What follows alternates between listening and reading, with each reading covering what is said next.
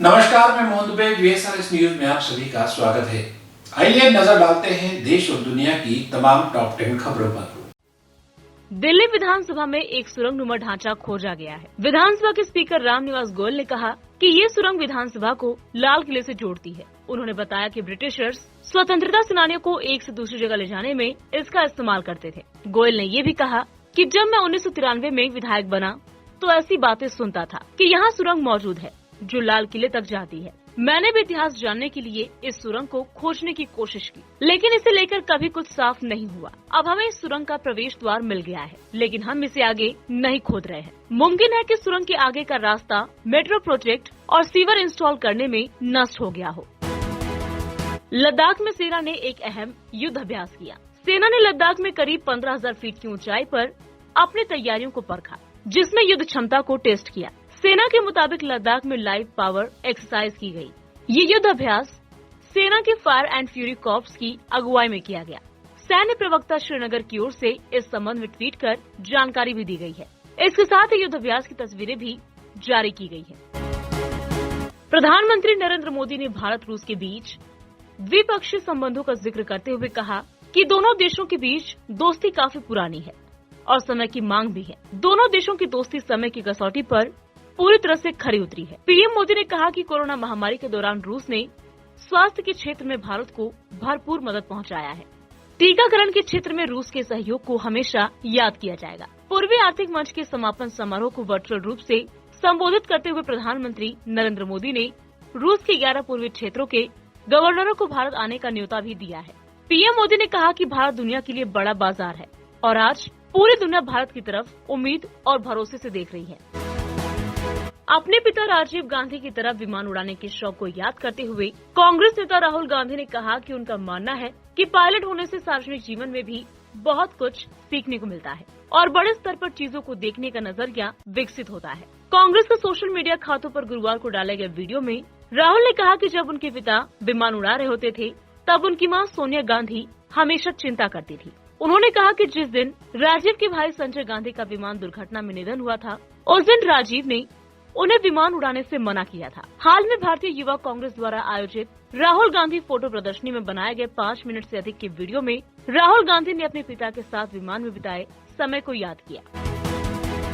कांग्रेस नेता पी चिदम्बरम ने national monetization pipeline को लेकर मोदी सरकार पर एक बार फिर से निशाना साधा है।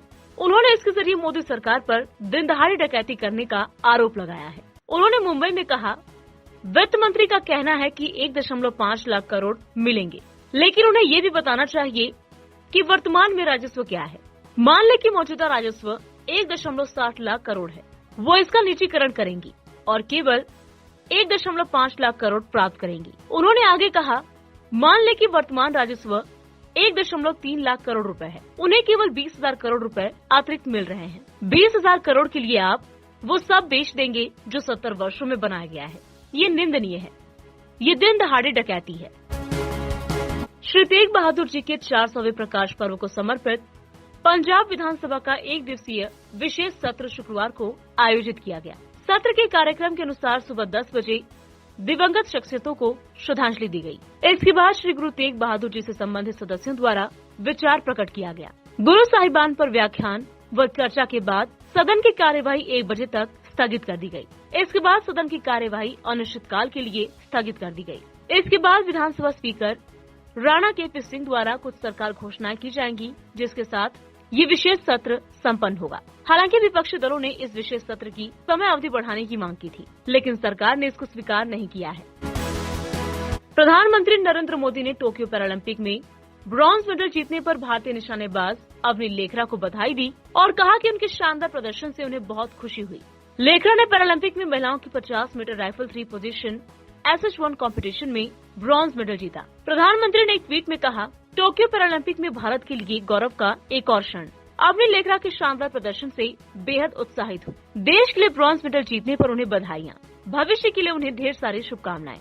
19 वर्षीय अवनी ने इससे पहले इतिहास रचते हुए R2 महिला 10 metre air rifle standing SH1 में गोल्ड मेडल जीता था।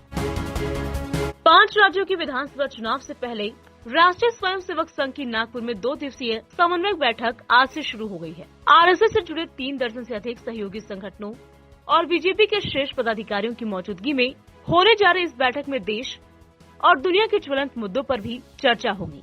इस बैठक का मुख्य एजेंडा संघ के सभी सहयोगी संगठनों के बीच आपसी तालमेल को बेहतर कर भविष्य के हर लक्ष्य को हासिल करने का है। इस बैठक में अगले साल होने वाले उत्तर प्रदेश, उत्तराखंड, पंजाब, गुजरात और गोवा विधानसभा चुनाव में संघ और उससे जुड़े संगठनों की रणनीति बनने की संभावना है। इस बैठक में इन चुनाव में बीजेपी के सहयोग के लिए सभी अनुषंगिक संगठनों से अपील की जा सकती है। राज्यपाल आनंदीबेन पटेल ने जिला कारागार का निरीक्षण किया। राज्यपाल ने जेल में निरुद्ध महिला बंदियों से संवाद कर उनके जेल में आने के संबंध में जानकारी प्राप्त की। इस अवसर पर उन्होंने कहा कि जेल में रह रहे बंदी जब छूटे तो जेल से बाहर जाने के बाद किसी के प्रति मन में दुर्भावना न रखें, अच्छा जीवन व्यतीत करें और अपने परिवार की प्रगति के बारे में सोचें। उन्होंने महिला बंदियों को संबोधित करते हुए कहा कि ज्यादा उग्रता के कारण घटनाएं अधिक घटित होती हैं। एक्टर सिद्धार्थ शुक्ला का गुरुवार को हार्ट अटैक के चलते निधन हो गया। उनके निधन की खबर से टीवी और फिल्म इंडस्ट्री दोनों ही सदमे में है। उनके फैंस को तो यकीन ही नहीं हो रहा था कि महज 40 साल की उम्र में कोई अचानक इस तरह दुनिया छोड़कर चला गया। सिद्धार्थ शुक्ला का ओशिवारा शमशान घाट में अंतिम संस्कार किया गया। इस दौरान सिद्धार्थ की बहन, मां और परिवार वालों का रो रो कर बुरा हाल था।